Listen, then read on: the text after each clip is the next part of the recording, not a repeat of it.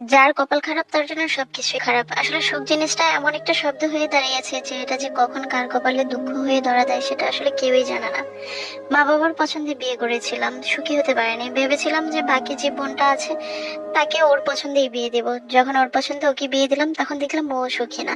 এখন প্রায় সময় দুই বোন মিলে কান্নাকাটি করি আর বলি যে আসলে কার ভাগ্যে যে কি আছে সেটা বলা যায় না।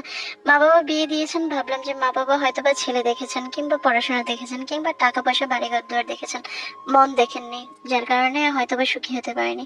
বোনটাকে সবসময় বলেছি তোকে তোর পছন্দেই বিয়ে দেব, তুই আমার মতো অসুখী হবে না। কিন্তু বোনটা যখন নিজের পছন্দে বিয়ে করলো এখন দেখলাম আমার চেয়েও বেশি কষ্ট বোন পাচ্ছে। আমিও কষ্ট পাচ্ছি। বিয়ের 10 বছর খুব সংগ্রাম করে কাটিয়ে দিলাম।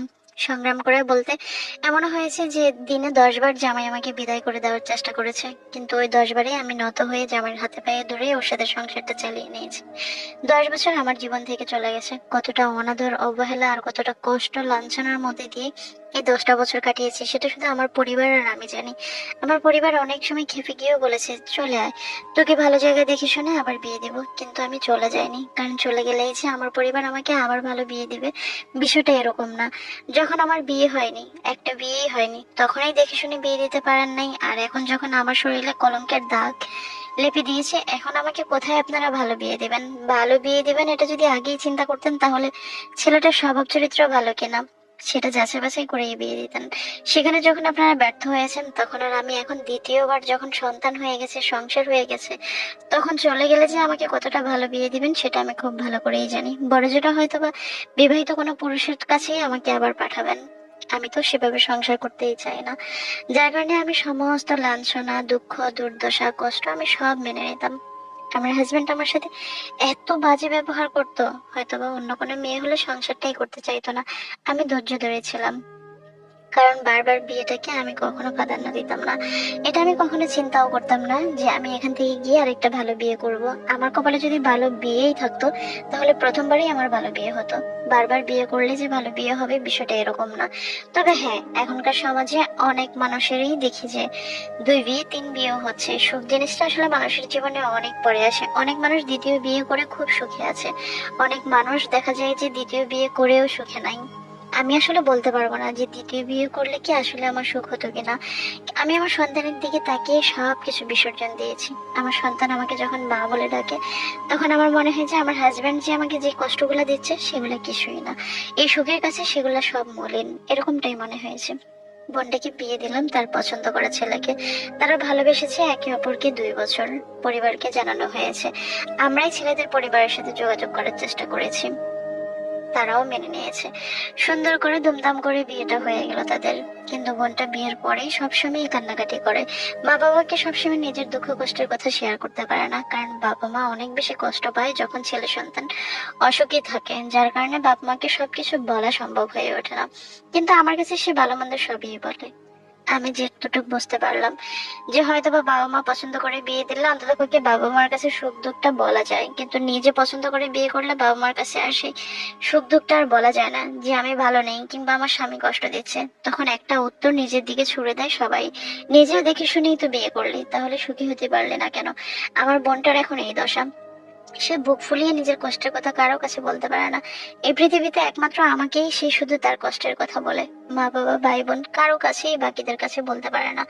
আত্মীয় স্বজন তো অনেক পরের কথা। আত্মীয় স্বজন যখন জানে যে আমরা দুইটা বোনই অসুখী তখন তারা হয়তো বা মনে মনে অনেক খুশি হয়, কারণ আমি এই জীবনে আত্মীয় স্বজনের কাছ থেকে কোনো রকমের সাহায্য সহযোগিতা দেখিনি যে আত্মীয় স্বজন পাশে এসে একটা সান্ত্বনা দিয়ে কথা বলেছে, বড় জোর দোষ না করলেও তারা দোষী সাব্যস্ত করেছে। এমনটা বহুবার হয়েছে, এই জন্য আত্মীয় স্বজনকে কখনো হিসাবেও ধরে না, যার যার ভালো মন্দ নিয়ে তাদের বেঁচে থাকা। তবে বোনটাকে সান্ত্বনা দেওয়ার ভাষা আমার নেই, কারণ ওর জন্য আমি নিজেই কিছু করতে পারি না। আমি 10টা বছর সংগ্রাম করে টিকে আছি। আমার হাজবেন্ড আজকে ভালো তো কালকে খারাপ, কতবার যে আমাকে তাড়িয়ে দেওয়ার চেষ্টা করেছে। আমি যদি ধৈর্য ধরে না থাকতাম তাহলে এই সংসারটা আমার কখনোই করা হতো না। কত মার খেয়েছে, কত গায়ে হাত তুলেছে কারণে অকারণে, বাচ্চার সামনেও অনেক মেরেছে। বাচ্চা তখন ট্যালট্যাল করে তাকিয়ে থাকতো আর বলতো যে মা বাবা সবসময় তোমাকে মারে। মা তুমি কিছুই বলো না। মা তুমি কি এভাবেই সহ্য করে থাকবা? আমার সন্তান যখন 6 বছরের হয়ে গেছে, তখন একদিন তো অকপটে আমাকে বলেই ফেলছে, মা চলো আমরা নানার বাড়িতে যাই। আমি বুঝতে পেরেছি আমার সন্তান আমাকে মেরেছে দেখেই হয়তো বা অনুতপ্ত হয়েছে, কষ্ট পেয়েছে। অবুঝ মনে তো অনেক দুঃখই হয়, সে হয়তো বা বুঝতে পারেনি। আমার বোনটা যখন আমাকে কষ্টের কথাগুলো বলে, তখন আমিও তার সাথে কাঁদি যে বোন, আমরা হয়তো বা দুঃখ খুঁজে এই দুনিয়াতে এসেছি। আমাদের মতো পোড়া কপালে এই পৃথিবীতে আরো মেয়ে আছে, আরো মানুষ আছে। কিছু করার নেই, যদি সংসারটা করতেই চাস সহ্য করে করে যা আমার মতো, তাহলে হয়তো বা টিকে যাবি, সমাজের চোখে ভালো থাকবে, আত্মীয়তার আত্মীয় স্বজনের চোখে ভালো থাকবে, সবাই বলবে যে সংসারটা টিকে গেছে, কিংবা তুই সংসার করতে পেরেছিস। আর যদি সংসারটা নষ্ট করতে চাস, তাহলে অনেক রকমের সমস্যার সম্মুখীন হতে হবে, অনেক রকমের খারাপ কথার সম্মুখীন হতে হবে। যদি সেটা সম্ভব হয় তাহলে সম্পর্কটা ভেঙে ফেল। আমার বোনও কাঁদে, আমিও কাঁদি। আমার বোন আসলে সে সিদ্ধান্তই নিতে পারে না যে মানুষটাকে ভালোবেসে এত কষ্ট করে পেয়েছে, 2 বছর না ঘুরতেই সেই মানুষটার সাথে তার এত খারাপ সম্পর্ক। তারা একজন আরেকজনের ছায়াটাও এখন আর সহ্য করতে পারে না। তাদেরও একবার বাচ্চা পেটে এসেছিল, নষ্ট হয়ে গিয়েছিল সেই বাচ্চাটা। মনে হয় যে সেই সময় থেকে আরো ওদের মধ্যে ঝামেলা হচ্ছে।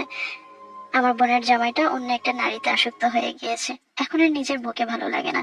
এখন পরনারীতে সে বিভোর হয়ে আছে। সে বুঝতেই পারছে না যে সে কোনটা অন্যায় করতেছে আর কোনটা সে ঠিক করতেছে। তার পরিবারও তাকে অনেকভাবে ঠেকানোর চেষ্টা করেছে, এখন তারাও নিরুপায়, আমার বোনও নিরুপায়। অপেক্ষায় আছে কোন দিন স্বামী ভালো হয়ে ফিরে আসবে।